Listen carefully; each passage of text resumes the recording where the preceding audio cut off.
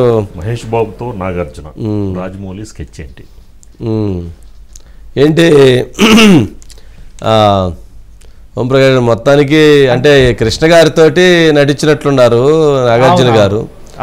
ఇప్పుడు తర్వాత ఇప్పుడు మరలా మహేష్ బాబు గారితో మళ్ళీ నాగార్జున గారు నటించడం.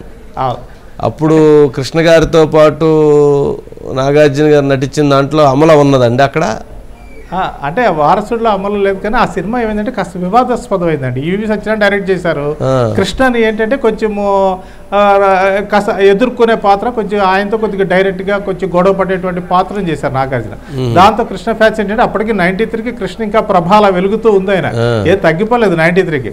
కాబట్టి కృష్ణ ఫ్యాన్స్ సాలిడ్గా ఆయనకంటే ఒక మాస్ ఫ్యాన్స్ ఉన్నారు కదా, వాళ్ళందరూ కూడా నాగార్జున ఏంటి కాస్త కొత్తగా వస్తున్న హీరో, అతను మా కృష్ణని ఎదిరిస్తూ సంభాషణ చెప్పడం ఏంటి, ఈవీవి ఎలా తీశాడు దీన్ని, దాన్ని తీసిన ప్రొడ్యూసర్ వచ్చి మురళీమోహన్. ఆయనకి ఒక చిన్న సమస్య, ఎందుకంటే కృష్ణతోనే కదా ఆయన కెరియర్ కూడా మొదలైంది. కృష్ణకి ఆయనకి గొప్ప అనుబంధం ఉంది మురళీమోహన్ గారికి. బట్ చూస్తూ ఆయన కృష్ణని కించపరచాలో తగ్గించాలనో అని అనుకోరు. ఆ సీన్ డిమాండ్ ప్రకారం అటు నాగార్జున చేశారు, ఇటు కృష్ణ గారు కూడా హ్యాపీగా చేశారు దాన్ని. కానీ ఫ్యాన్స్ దాన్ని వేరే రకంగా తీసుకున్నారు.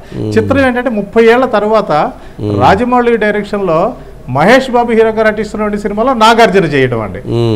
కాబట్టి ఇప్పుడు వాళ్ళిద్దరి పాత్రలు ఏమిటి అన్నది ఇంకా అఫీషియల్గా అనౌన్స్మెంట్ రాలేదు. కానీ ఏంటంటే ఇప్పుడు ఫిలిం నగర్లో చక్కర్లు కొడుతుంది, సోషల్ మీడియాలో చక్కర్లు కొడుతుంది అనే ప్రకారము నాగార్జున ఒక కీలక పాత్ర అందులో చేయబోతున్నారు. ఎందుకంటే రాజమౌళికి నాగార్జున కంటే అనుబంధం ఎప్పటి నుంచో ఉందండి. దాదాపు 2011లో విజయేంద్ర ప్రసాద్ గారు రాజన్న ఒక సినిమా తీశారు నాగార్జునతో. అయితే ఆయన ఏంటంటే కొంచెం యాక్షన్ సినిమాలు తిన్నప్పుడు అప్పటికే 70 ఏళ్ళు, అంటే యాక్షన్ సినిమా సీన్స్ తీయాలి అనుకున్నప్పుడు కొంచెం నాగార్జునతో చేయాలి. ఆయన కూడా ఆరోగ్యం ఇది సహకరించడం కష్టం కదా, అందుకని రాజమౌళి రిక్వెస్ట్ చేశారు, అరే అబ్బాయికి అసలు నువ్వు యాక్షన్ సీన్స్ నువ్వు తీరా అంటే అందులో 2 కీలకమైనటువంటి రాజన్లో యాక్షన్ సీక్వెన్స్ రాజమౌళినే డైరెక్ట్ చేశారు. అలాగే ఆ సినిమాకి అప్పుడు కీరవాణి మ్యూజిక్. సరే రాజమౌళి సినిమాలో కీరవాణి తప్పితే ఇంకో మ్యూజిక్ డైరెక్టర్ ఉండరు. ఇప్పుడు మహేష్ బాబు సినిమాలో కూడా ఆయనే music director. Already music settings కూడా మొదలైనవి అని తెలుస్తున్నాయి. కాబట్టి నిదానంగా ఆ సినిమా పట్టాల మీదకి వస్తున్న నేపథ్యంలో ఆర్టిస్టులు ఎవరెవరు ఉంటారు అన్నది ఒక ప్రశ్న ఒకటి వచ్చింది. దానికి నిదానంగా కొన్ని ఫిల్లర్స్ వస్తున్నాయి.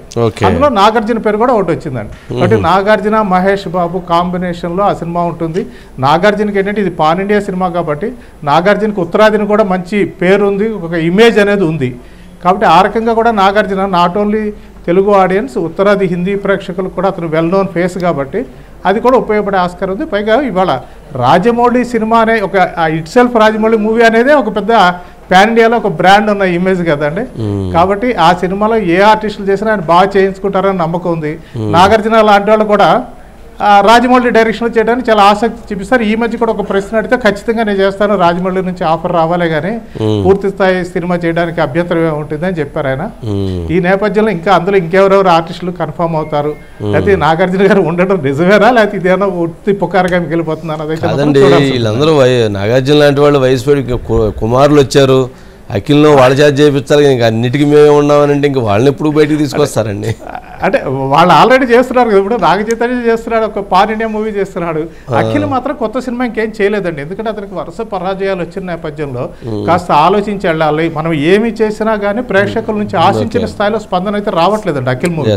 ఎందుకంటే అతను చూడడానికి బాగుంటాడు, యాక్షన్ బాగా చేస్తాడు, చాక్లెట్ బాయ్ లా ఉంటాడు, అన్నీ ఉన్నాయి. మొన్న వాటికి భిన్నంగా కాస్త ఆ ఇమేజ్ బ్రేక్ చేస్తూ యాక్షన్ మూవీ చేశాడు ఏజెంట్ అని, అది కూడా పెద్ద ఆశించిన స్థాయిలో ఆడలేదు. కాబట్టి ఇప్పుడు ఇంకేదో ప్రేక్షకులు నా నుంచి కోరుకుంటున్నారు, అదేమిటి అన్నది అతనికి కూడా అర్థం కావట్లేదు. కాబట్టి అఖిల్ మాత్రం కాస్త ఆగి అడుగేయాలని చూస్తున్నాడు.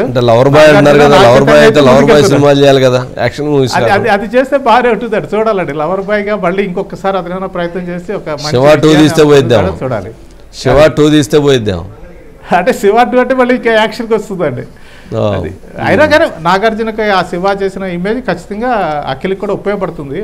అయితే ఒకటేంటంటే ఎక్స్పెక్టేషన్స్ పెరిగిపోతాయండి ఆటోమేటిక్. ఇప్పుడు శివ 2 అనే సినిమాలు అయితే ఆ కాన్సెప్ట్ లో అఖిల్ కనుక ఆ పాత్ర చేస్తే విపరీతమైన ఎక్స్పెక్టేషన్స్ వస్తాయి, పోలికలు వస్తాయి. అదొక సమస్య ఉంటుంది వారసులకి. వాళ్ళ నాన్నగారు చేసిన సినిమాలు కానీ కథలు కానీ తీసుకున్నప్పుడు. అందుకని మహేష్ బాబు ఎప్పుడో మాట చెప్తాడు, అల్లూరి సీతారామరాజు లాంటి సినిమా మీ నుంచి ఆశించాలంటే వద్దురా బాబు మీకు నమస్కారం, దయచేసి మా నాన్నగారి సినిమాలు బ్లాక్ బస్టర్ మూవీస్ ఏవి నా నుంచి ఆశించకండి, మీరు మోసగాళ్ళకి మోసగాడు, అల్లూరి సీతారామరాజు ఇలాంటి సినిమాలు నేను ఎట్టి పరిస్థితుల్లో చెయ్యను, అసలు ఎప్పుడు అలాంటి ప్రశ్న అడగకండి, నా నుంచి ఆశించకండి అని కూడా చెప్తుంటాడు మహేష్ బాబు. ఓకే, ఏదైనా టక్కర్ దొంగ లాంటివి ఉంటే చెప్పమంటారు అయితే. అంతే. సరే అండి ఓం ప్రకాష్ గారు, రైట్.